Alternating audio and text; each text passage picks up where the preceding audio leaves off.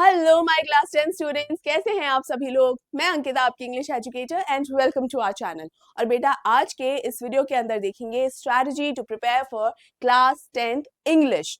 यहाँ पर अभी तक आपकी प्रिपरेशन जैसी भी है, अच्छी है, बहुत अच्छी है या बिल्कुल भी नहीं है, जो भी है उसे एक बार भूल जाइए, क्योंकि अभी हमें एक ऐसी स्ट्रैटेजी देखनी है जिससे हम सीखेंगे, ये जानेंगे, ये समझेंगे कि किस तरीके से हम अपने आप को प्रिपेयर करें, ताकि हमारा जो इंग्लिश में जो स्टेटस है, अभी जो ग्राफ है, अगर यहाँ है तो यहाँ से यहाँ कैसे पहुंचे। राइट। तो तैयारी एकदम पक्की रखनी है बेटा, और इस तरीके से हम हमारी स्ट्रैटेजीज को इस तरीके से हम प्लान करेंगे कि हमारा ग्राफ डेफिनेटली यहाँ से यहाँ पहुंचेगा ही पहुंचेगा। लेकिन वो प्लानिंग होगी कैसे?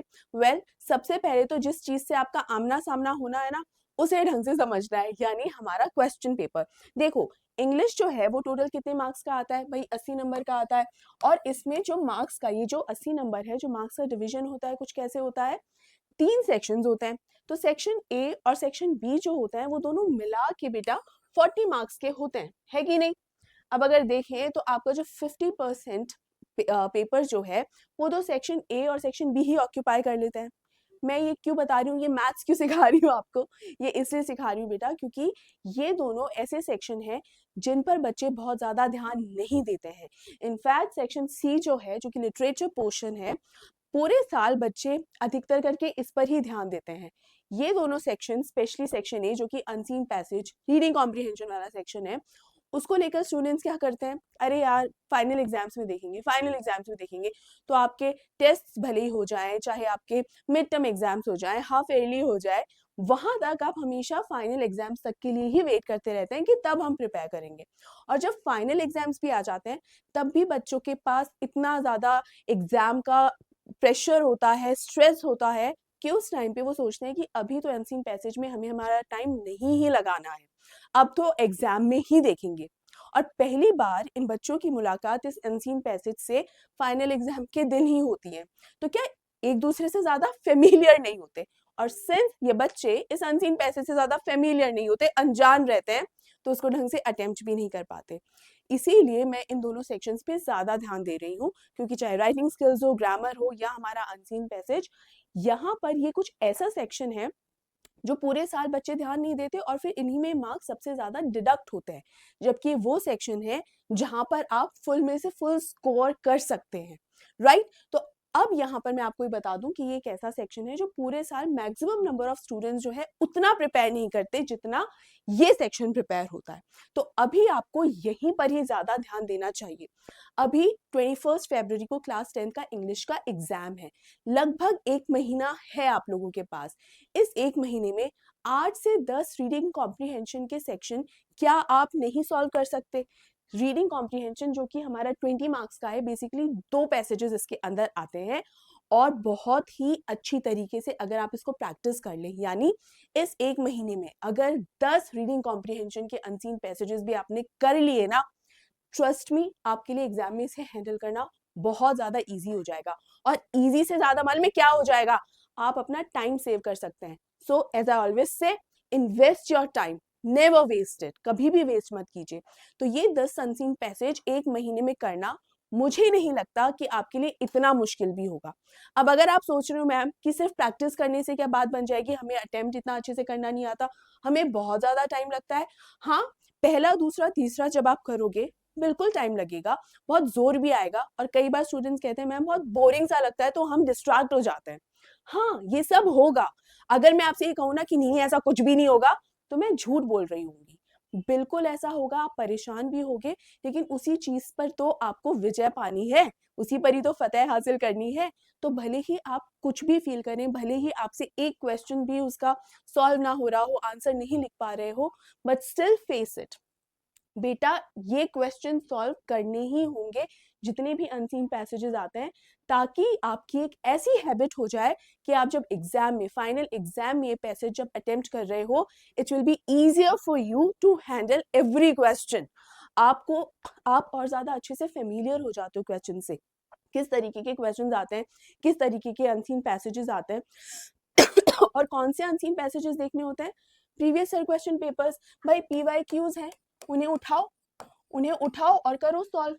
और कहीं जाने की जरूरत नहीं है, बिल्कुल भी कहीं जाने की जरूरत नहीं है। इसके अलावा जो क्वेश्चन बैंक दिया रहता है आपके सीबीएसई की वेबसाइट पे दिया जाता है, वहां जाइए, फायदा उठाइए उसका, वो सब आप ही के लिए तो आप ही के लिए प्रोवाइडेड है उस वेबसाइट पे, राइट। पूरा भरपूर फायदा उठाइए उसका, है ना। तो यहाँ पर रीडिंग कॉम्प्रिहेंशन, इसके अलावा जो रैपिड रिवीजन सीरीज हमारी स्टार्ट हुई थी, ग्रामर का तो पूरा पोर्शन मैं आपको करवा चुकी हूँ, रीडिंग कॉम्प्रिहेंशन का पोर्शन भी उसमें आएगा, जिसके अंदर मैं हर एक पॉइंट आपको बताऊंगी कि किस तरीके से, सिर्फ 15 मिनट के अंदर आपको समझा दूंगी कि किस तरीके से, कितनी अच्छी तरीके से आप रीडिंग कॉम्प्रिहेंशन के पैसेजेस को, उसके क्वेश्चंस को देखें, ताकि आप उसे आसानी से आंसर कर सकें। पूरी स्ट्रैटेजी, पूरी टिप्स एंड ट्रिक्स उस वीडियो के अंदर होंगी बेटा। तो उसे अगर अच्छे से देख लेंगे, समझ लेंगे ना, तो ये हैंडल करना आपके लिए बाएं हाथ का खेल हो जाएगा। हाँ, पहले मत सोच लेना कि हाँ हम तो रीडिंग कॉम्प्रिहेंशन है हैंडल कर ही सकते हैं, नहीं। अच्छे खासे स्टूडेंट्स को मैंने देखा है कि इस सेक्शन की वजह से उनका पूरा रिजल्ट जो है गड़बड़ होता है, पूरे के पूरे मार्क्स जो है 80 नंबर में 20 नंबर बहुत गड़बड़ करते हैं। आपको ये नहीं होने देना है, कभी भी इसे लाइटली नहीं लेना है, ठीक है। नेक्स्ट हमारा जो सेक्शन है, सेक्शन बी, वो सेक्शन बी 20 मार्क्स का होता है और दो हिस्सों में बटा होता है। एक होता है हमारा ग्रामर और दूसरा होता है राइटिंग स्किल्स। इसमें सबसे पहले तो ग्रामर की स्पेलिंग ही सही लिख लो। जो ग्रामर है ना, वो हमेशा GRAMMAR होता है बेटा। अधिकतर स्टूडेंट्स उसको ई लिख देते हैं, नहीं, ये नहीं करना है, ठीक है। यहाँ पर ग्रामर के अंदर अगेन, जैसे मैंने अभी बताया कि रैपिड रिवीजन सीरीज जो मैंने बनाई है, प्रिपेयर करी आप लोगों के लिए, पूरा ग्रामर सेक्शन में उसके अंदर कवर कर चुकी हूँ। टोटल 5 वीडियोस हैं आपके, जो 5 टॉपिक्स हैं ग्रामर के, तो उसके 5 वीडियोस मैंने बनाए हैं सेपरेट, 15 to 20 मिनट्स के वो वीडियोस हैं। स्पेशली क्लास 10 के हिसाब से ही उन्हें डिजाइन किया गया है। जिस तरीके के क्वेश्चंस मैंने उसके अंदर रखे हैं, जिस पैटर्न में क्वेश्चंस रखे हैं, बिल्कुल उसी तरीके से, वो पूरा फ्रेमवर्क उसी तरीके से डिजाइन किया है जिस तरीके के क्वेश्चंस आपके एग्जाम में आते हैं, ठीक है। और उन 5 टॉपिक्स को 2 लाइव लेक्चर्स के अंदर, 2 लाइव सेशंस भी हुए हैं, उसके अंदर पूरा अच्छे से कवर भी किया है, बढ़िया प्रैक्टिस भी करवाई है।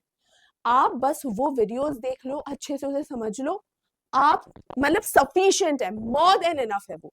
उसे कवर अगर वो देख लिया ना, और टाइमली देख लिया, थोड़ी बहुत प्रैक्टिस कर ली, लाइव सेक्शन जो लाइव लेक्चर लगे हैं उन्हें देख लिया, जो क्वेश्चन मैंने उसमें करवाए हैं, जो भी पॉइंट्स उसमें लिए हैं लाइव सेशंस के अंदर, अगर उन्हें पॉजिटिवली अगर देख लिया, अच्छे से समझ लिया ना, आपको कहीं और प्रैक्टिस करने की जरूरत ही नहीं है। ट्रस्ट मी, यकीन कीजिए, वो इतना ज्यादा आपके लिए बेनिफिशियल रहेंगे, क्योंकि वो कोई रैंडम उठाए हुए क्वेश्चन नहीं है, एग्जैक्टली वैसे ही क्वेश्चन है जैसे आपके क्लास 10 के बोर्ड एग्जाम में आते हैं, ठीक है। जिस पैटर्न में आते हैं, जिस स्टाइल में आते हैं, उसी तरीके से है।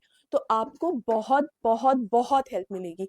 तो अपने ग्रामर के ये 10 नंबर पक्के कर लो, है ना। बहुत सारे स्टूडेंट्स को ये लगता है 2 नंबर 3 नंबर, 2 नंबर 3 नंबर, ये देखकर लगता है यार ये 2 नंबर के पीछे, 3 नंबर के पीछे इतना क्यों भागना है, इतना अपना टाइम वेस्ट क्यों करना है। बेटा ये 2 3 सुना होगा ना कि बूंद बूंद करके ही घड़ा भरता है, उसी तरह ये एक एक नंबर करके ही पूरे 80 नंबर का पेपर बनता है। तो अपना एक क्या, आधा नंबर भी, एक चौथाई नंबर भी कहीं पर वेस्ट नहीं होने देना है। जितना मार्क्स स्कोर, जहां से मार्क्स छीन सको ना एग्जामिनर से, छीन लेना चाहिए। तो अपना एक एक नंबर सेव करो, प्रोटेक्ट करो, ठीक है। ये हो गई भाई ग्रामर की कहानी, रैपिड रिवीजन सीरीज है ये आपके पास। Then writing skills. Writing skills basically 3 हिस्से मोस्ट इंपॉर्टेंट होते हैं। एक तो आपका क्या होता है, फॉर्मेट होता है, उसके ये फॉर्मेट होता है बेटा 1 नंबर का। उसके बाद आपका जो कंटेंट, जो भी आप जो उसका इंट्रोडक्शन, बॉडी और जो भी एक्सप्लेनेशन जो भी उसमें लिखा होता है, वो होता है 2 नंबर का। और देन एक्सप्रेशन, अब एक्सप्रेशन भी 2 नंबर के ही होते हैं। ये तीनों मिला के आपकी राइटिंग स्किल्स बनती हैं। कितनी राइटिंग स्किल्स है आपकी भाई, लेटर टू दी एडिटर है ना, एनालिटिकल पैराग्राफ है, बस ये 2 ही है। सबसे जरूरी जो 2 चीजें हैं वो ध्यान रख लो। एक तो फॉर्मेट, देखा जाए तो फॉर्मेट एक ही नंबर का है, लेकिन अगर फॉर्मेट गड़बड़ होता है ना, तो आपने अंदर अगर अच्छा और सही भी लिखा होगा ना, तो भी वो इम्पैक्टफुल नहीं रहेगा, है ना। डेट जो लेफ्ट में लिखनी है उसे राइट में लिख दी, जो चीज सेंटर में लिखनी है उसका दाया बाया, मतलब आप ध्यान ही अगर नहीं रख रहे हैं, अगर फॉर्मेट गलत लिख रहे हैं, डेट के फॉर्मेट को ध्यान रखिए, लेटर के अंदर कहाँ कॉमा आता है कहाँ नहीं आता है, ये ध्यान रखिए। ऑफ कोर्स ये भी हमारी रैपिड रिवीजन के अंदर मैंने आपको सब बताया है, समझाया है, उसे देखेंगे। फॉर्मेट में तो आपको कहीं कोई कमी आएगी ही नहीं। इसलिए फॉर्मेट एक ऐसी चीज है, उस पर ध्यान दीजिए। अगेन जैसा मैंने कहा कि एक एक नंबर बहुत कीमती है, तो चाहे फॉर्मेट एक नंबर का ही हो, वो भी आपको नहीं जाने देना है, राइट। अब लेटर टू दी एडिटर है, उसके अंदर बेसिकली क्या करना होता है आपको, जो स्टार्टिंग है सबसे पहले तो उसे ही ध्यान रख लीजिए। क्या स्टार्टिंग होती है, सबसे ज्यादा यही है, through the esteem column of your esteem newspaper, ठीक है, प्रेस्टिजियस न्यूज़पेपर, आपको बस यही लिखना होता है। ये एक इनिशियल कुछ स्टार्टिंग्स याद कर लीजिए, कुछ की वर्ड्स, कुछ की फ्रेजेस ऐसे होते हैं मोस्ट इंपॉर्टेंट, उन्हें ध्यान कर लीजिए, क्योंकि उन्हें बस मिलाकर ही ये पूरा का पूरा कंटेंट प्रिपेयर होता है कि नहीं। हाँ, थोड़ी बहुत प्रैक्टिस करना जरूरी है। अगर आप ये सोच रहे हैं कि अच्छा मैम बस इतना ही होता है क्या, वो तो फिर एग्जाम के एक दिन पहले हम कर लेंगे, नहीं बेटा, सिर्फ इतना ही नहीं होता है। ये तो मैं आपको वो चीजें बता रही हूँ जो कि फाउंडेशन है। ये फाउंडेशन अपनी इतनी स्ट्रॉन्ग कर लो ताकि बाकी की चीजें जो है वो आप यू ग्रैस्प कर सको फिर, राइट। समझ पा रहे हो क्या कहना चाह रही हूँ। इसीलिए ध्यान दीजिए कि स्टार्टिंग लाइंस क्या होनी चाहिए, कौन कौन से ऐसे कीवर्ड्स या कौन कौन से ऐसे मोस्ट इंपॉर्टेंट वर्ड्स होते हैं जो आपको राइटिंग स्किल्स में जरूर से जरूर लिखने होते ही होते हैं। हालांकि वो सारी चीजें मैंने अपने रैपिड रिवीजन वीडियोस के अंदर जो राइटिंग स्किल्स से रिलेटेड है उसमें समझाई हुई है, तो आपके लिए बेनिफिशियल होगा, ठीक। अब लेटर टू दी एडिटर हो गया, दूसरा कौन सा है, एनालिटिकल पैराग्राफ। एनालिटिकल पैराग्राफ क्या होता है भाई, एनालाइज करना होता है वो डेटा जो आपको गिवन है आपके पास। मतलब ये एक ऐसा क्वेश्चन है बेटा, 5 नंबर का एक ऐसा क्वेश्चन जिसका आंसर आपको गिवन है, एग्जाम पेपर के अंदर, क्वेश्चन पेपर के अंदर दिया हुआ है। आंसर क्या है, जो डेटा है या तो पाई चार्ट के फॉर्म में होगा या ग्राफ के फॉर्म में होगा, बार ग्राफ बार चार्ट जो होता है उसके फॉर्म में होगा। सब कुछ तो आपको प्रोवाइडेड है उसको अच्छे से बस रीड करना है, अच्छे से बस उसको समझना है। यूजुअली क्या दिया होता है कि कितने परसेंटेज किस सेक्शन में फॉल कर रहे हैं, यूजुअली यही होता है। तो उसमें क्या करना होता है, टॉप मोस्ट, ठीक है, लोअर मोस्ट, ठीक है, और मिडिल सेक्शन में कौन है ये आपको बताना होता है, इंक्रीजिंग ऑर्डर, डिक्रीजिंग ऑर्डर ये बताना होता है, कंपैरिजन करके वो डेटा बताना होता है। यही इंफॉर्मेशन तो आपको लिखनी है, एंड दैट्स इट, हो गया एनालिटिकल पैराग्राफ। कुछ भी अननेसेसरी इंफॉर्मेशन प्लीज प्लीज लिखने की जरूरत नहीं है। एनालिटिकल पैराग्राफ के अंदर आपके पर्सनल ओपिनियंस की जरूरत नहीं होती है, आपको जो डेटा प्रोवाइडेड होता है उसको एनालाइज करके लिखना होता है, उसको समझ के, बेसिकली सिंपलर वर्ड्स में बताऊं, उसको समझ के बस आपको लिखना होता है पैराग्राफ, एंड दैट्स इट। आपको कैसा लग रहा है, आपको पसंद आ रहा है या नहीं पसंद आ रहा है, इस बात से कोई लेना देना नहीं होता है। अंडरस्टूड। ये हो गई आपकी राइटिंग स्किल्स, ठीक है। तो इसको ना हवा बनाने की जरूरत नहीं है और दिमाग के ऊपर ना ऐसे बर्डन बनाने की जरूरत नहीं है इसको कि अरे बाप रे इतना सारा सिलेबस बचा हुआ है अब हम कैसे करेंगे, नहीं। इतना ज्यादा दिमाग इस चीज पर लगाओगे अगर, तो दिमाग स्ट्रेस्ड ही रहेगा और आपको काम करना है सोल्यूशन पे, राइट। पहली चीज। दूसरी चीज, इतना हल्के में भी मत ले लेना कि अरे बाद में कर लेंगे, नो। ना तो इसको हल्के में लेने की जरूरत है और ना ही इसका टेंशन पालने की जरूरत है, राइट। अगर एकदम सही तरीके से इस स्ट्रैटेजी को फॉलो करेंगे तो यकीन मानिए ये दोनों सेक्शन तो हैंडल करना आपके लिए बाएं हाथ का खेल है, राइट। दोनों सेक्शन हैंडल हो गए, यानी 50% पेपर जो है वो हैंडल कर लिया है आपने। अब बाकी का जो बचा हुआ 50% है वो है हमारा लिटरेचर, जिसका वेटेज होता है 40 मार्क्स का। अब यहाँ पर भी मैंने जो वीडियोस आपके लिए प्रिपेयर करे हैं ना, अगेन हर वीडियो के अंदर मैंने पूरे के पूरे, जैसे फर्स्ट फ्लाइट आपकी बुक जो है, तो फर्स्ट फ्लाइट के अंदर मैंने एक वीडियो ऐसा बनाया है जिसमें फर्स्ट फ्लाइट के पूरे चैप्टर्स हैं, पूरे चैप्टर समझा है। एंड अगेन ये 15 to 20 मिनट्स का वीडियो होने वाला है। एक वीडियो है जिसमें फर्स्ट फ्लाइट के मैंने सारे पोएम्स को शामिल किया है, अगेन 15 to 20 मिनट्स का ये वीडियो होने वाला है।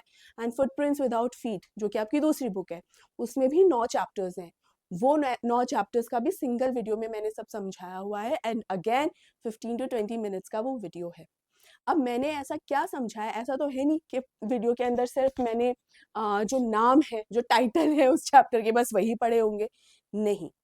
मैंने उस चैप्टर में बेसिकली ये बताया है कि वो चैप्टर आपके सिलेबस में है तो क्या इंपॉर्टेंस है उस चैप्टर का बेसिकली। अब आपके पास देखिए इतना समय नहीं है कि आप लाइन बाय लाइन एक्सप्लेनेशन पढ़ेंगे, उसको समझेंगे, क्या इतना टाइम बचा है आपके पास, नहीं, क्योंकि बाकी सब्जेक्ट्स भी तो प्रिपेयर करने हैं। तो इस टाइम पे आपको ये सेक्शन किस तरीके से प्रिपेयर करना है, ये चीज पर हम आते हैं। हर चैप्टर का जो कुछ चैप्टर हैं, आप सोचते हैं हम इसकी थीम्स, इसके मैसेजेस पढ़ लेंगे, कैरेक्टर स्केच देख लेंगे, बस हो गया, नहीं। ट्रस्ट मी, उससे आपको कोई हेल्प नहीं मिलेगी एज सच, क्योंकि आपसे यूजुअली डायरेक्ट क्वेश्चंस नहीं पूछे जाते what is the theme of this chapter. कोई 2-3 नंबर का अगर बाय चांस ऐसा कोई क्वेश्चन आ गया तो आ गया, अदरवाइज इस तरीके के डायरेक्ट क्वेश्चंस आते ही नहीं है, तो हेल्प कैसे करेगा। और थीम अगर आपने पढ़ ली कि भाई चलो इस पोएम की या इस चैप्टर की थीम क्या है, आपको उसका कुछ समझ में नहीं आएगा, क्योंकि आपको पता ही नहीं कि ये थीम या ये मैसेज या ये जो आंसर है वो किस कॉन्टेक्स्ट में बात कर रहा है, क्योंकि आपको स्टोरी पता ही नहीं है कि क्या है, चैप्टर आपने क्योंकि पढ़ा हुआ ही नहीं है। तो आपको सिर्फ थीम का पता होना या मैसेज का पता होना आपको हेल्प नहीं करने वाला है। तो क्या हेल्प करेगा? वेल, हेल्प ये चीज़ करेगी बेटा, चैप्टर तो जैसे मैंने कहा लाइन बाय लाइन आप लोग नहीं पढ़ सकते हैं, बट उस चैप्टर का जो एसेंस है, देखो समरी तो पता होनी ही चाहिए, लेकिन जो एसेंस है उस चैप्टर का अगर आपको वो पता है तो आपको बहुत हेल्प मिलेगी। तब फिर वो मैसेज, वो थीम्स, कैरेक्टर स्केच आपके पल्ले पड़ जाएंगे, आपको समझ में आ जाएगा कि अच्छा किस मुद्दे पे, किस विषय पे बात हो रही है, ये मैसेज जो है वो मैसेज किस कॉन्टेक्स्ट में दिया जा रहा है। Getting the point. अब एसेंस कैसे समझी मैम? आपके हर चैप्टर के अंदर, आपकी हर पोएम के अंदर, ठीक है, अक्कड़ बक्कड़ करके कोई भी चैप्टर उठा लेना, कोई भी पोएम उठा लेना, उसके अंदर डेफिनेटली कुछ कीवर्ड्स होते हैं, ठीक है, डेफिनेटली कुछ की फ्रेजेस होते हैं, कुछ ऐसे की फ्रेजेस जिसके ऊपर पूरी की पूरी स्टोरी निर्भर करती है। जैसे अगर मैं आपकी फर्स्ट फ्लाइट का जो पहला चैप्टर है, अ लेटर टू गॉड, उसकी बात करूं, लेंचो की कहानी है ये पूरी की पूरी स्टोरी जो है वो किस चीज पर टिकी हुई है, किस बात पर टिकी हुई है? वो टिकी हुई है लेंचो के अनवेवरिंग फेथ, कि भाई उसका जो विश्वास है, भरोसा है, उस पर टिकी हुई है। और ये भरोसा किस पर है? भगवान पे। मतलब इस दर्जे का भरोसा है ये कि उसने भगवान को चिट्ठी लिख डाली कि मैंने चिट्ठी लिखी है, भगवान तक पहुंचेगी ही, एज इफ कि कोई वाकई में कोई भगवान नाम का कोई बैठा हुआ है, उस तक चिट्ठी पहुंचेगी और जवाब भी 100% आएगा। इस लेवल का, इस दर्जे का भरोसा है ये। तो unwavering faith of Lencho of God, right, ये इस पर पूरी की पूरी स्टोरी टिकी हुई है। जब तक ये एसेंस आपको नहीं पता होगा ना, तब तक आप और बाकी चीजें भी पढ़ते रहेंगे ना, तो आपको नहीं समझ में आएगा। मैं आपसे बात करने यहाँ आई हूँ उन प्रैक्टिकल पॉइंट्स के बारे में, उन चीजों के बारे में जो वाकई में आपको हेल्प करेंगी बेटा, है ना। तो उन चीजों पर ध्यान दीजिए, मैं वो टॉपिक्स पे आपसे बात कर रही हूँ, मैं वो चीजें आपको यहाँ बता रही हूँ जो वाकई में आपको हेल्प करेंगी। जबरदस्ती इधर उधर अपना टाइम वेस्ट करने की जरूरत नहीं है कि हमने थीम्स पढ़ लिया और हो गया, नहीं होगा, यकीन मानिए नहीं होगा, क्योंकि मैंने जैसे स्टूडेंट्स को हैंडल किया है, जिस तरीके से उनकी कॉपीज चेक करी है, जो आंसर्स उनके देखे हैं, पढ़े हैं, उससे पता चलता है कि ये बेटा, ये बच्चा जो है वो कितना प्रिपेयर होकर आया, राइट। तो जिस तरीके से मैं बता रही हूँ उस तरीके से आप प्रिपेयर कीजिए, आपको बहुत वो बेनिफिशियल होगा, ठीक है। इसके अलावा जो नंबर ऑफ चैप्टर्स आपके हैं, फर्स्ट फ्लाइट में 9 चैप्टर्स हैं, फुटप्रिंट्स में 9 चैप्टर्स हैं, और फर्स्ट फ्लाइट में 10 पोएम्स हैं आपकी, ठीक है। तो 10 पोएम्स तो हैं, लेकिन उसके अंदर 2-3 पोएम्स तो ऐसी हैं, जैसे अगर फॉग पोएम की मैं बात करूं तो एक छोटा सा स्टैंजा है, 5-6 लाइन की पोएम्स है वो, और पोएम है वो, और बस। मतलब अगर उसको आप ध्यान दोगे ना तो 15-20 मिनट के अंदर वो पोएम्स हो जाएंगी आपकी। Fire and ice, dust of snow, बहुत ही simple, easy, meaningful of course, लेकिन बहुत जल्दी से प्रिपेयर हो जाने वाली पोएम्स है वो। तो कितनी बची? 6-7-8 पोएम्स मैक्सिमम बची, ज्यादा नहीं बची, है ना। कौन सा चैप्टर मैं एक और वीडियो बनाऊंगी जिसके अंदर मैं आपको बताऊंगी कि कौन से chapters are the most important chapters, जिसमें सबसे ज्यादा वेटेज वाले क्वेश्चंस आते हैं, इनको तो डेफिनेटली पढ़ना ही पढ़ना है, वो भी बताऊंगी मैं आपको। तो वो प्रिपेयर कर लीजिएगा, पहले प्रिपेयर कर लीजिएगा, और जो चैप्टर प्रिपेयर कर रहे हो उसको पूरा प्रिपेयर करना। मतलब 9 चैप्टर्स हैं, उन 9 चैप्टर्स में से जो मोस्ट इंपॉर्टेंट चैप्टर्स है ना, वो मिलाकर आप 6 या 7 चैप्टर्स भी प्रिपेयर अगर कर रहे हो ना, और 2 चैप्टर छोड़ रहे हो मानो, तो वो 7 चैप्टर इस तरीके से प्रिपेयर करो कि 2 चैप्टर छोड़ भी दिए तो कोई दिक्कत नहीं है। क्यों? क्योंकि 7 चैप्टर में चाहे किसी भी कोने से क्वेश्चन उठकर आ जाए, आप उसे हैंडल कर सको, क्योंकि आपके पास एग्जाम के अंदर, पेपर में हमेशा चॉइस भी आती है। ऐसा तो नहीं होता ना कि विदाउट चॉइस का कोई क्वेश्चन आता है, नहीं, ऐसा कभी नहीं होता है, आपके पास चॉइस आती है। तो जो चैप्टर आपने छोड़े हैं उस चॉइस वाले वो क्वेश्चन को छोड़ दीजिएगा। पोएम्स के अंदर भी आपके पास चॉइस आती है, प्रोज में, चैप्टर्स में, सबके पास, सब में आपके पास चॉइस आती है, हर एक वेटेज के क्वेश्चन में आपके पास चॉइस आती है, एक्सट्रैक्ट बेस्ड क्वेश्चंस के अंदर आपके पास चॉइस आती है, आपको भरपूर चॉइस दी जाती है। उस चॉइस का फ़ायदा उठाइए, उसका एडवांटेज उठाइए और इस तरीके से उठाइए कि आपको फ़ायदा हो। आपको भी पता है कि शायद आप 100% लिटरेचर पोर्शन प्रिपेयर नहीं कर पाओ, ये चीज़ आपको भी पता है। तो जितना प्रिपेयर कर रहे हो लेकिन उतना परफेक्टली प्रिपेयर करो और इतना अच्छे से प्रिपेयर करो कि उसमें से कुछ अगर आ जाए तो वहाँ आपको कोई दिक्कत ना हो, वहाँ मार्क्स इधर-उधर नहीं हो। ठीक है बेटा? तो यहाँ पर आपको जो ग्रामर का पोर्शन मैं पूरा बना चुकी हूँ रैपिड रिवीजन सीरीज़ के अंदर और बाकी जितने भी पोर्शंस बचे हुए हैं उसके भी 15 टू 20 मिनट्स के वीडियोस आने वाले हैं जो आपके लिए यकीन माने बहुत ज़्यादा बेनिफिशियल होने वाले हैं, ठीक है? और सारी वो पॉइंट्स, सारी वो बातें आपको बता रही हूँ जो वाक़ई में प्रैक्टिकली करेक्ट हैं। तो ट्रस्ट मी, ये बहुत आपको हेल्पफुल होने वाली हैं और अभी भी वक्त है, जाग जाइए, तैयार हो जाइए और शुरू कर दीजिए क्योंकि हम तो हमारी तैयारी के साथ एकदम तैयार हैं। आप भी तैयार हो जाइए बेटा और अच्छे से इस तरीके से अपने आप को तैयार कीजिए कि बाद में आपको ये अफ़सोस ना हो, काश प्रिपेयर कर लिया होता, काश अंकिता मैम की बात सुन ली होती। राइट बेटा? तो इसी नोट के साथ इस वीडियो को यहाँ एंड करते हैं लेकिन सिलेबस हम अच्छे से कंप्लीट करेंगे और आप हमारे साथ बने रहेंगे एंड हाँ, अपना ढेर सारा ध्यान रखेंगे। Take care and good bye.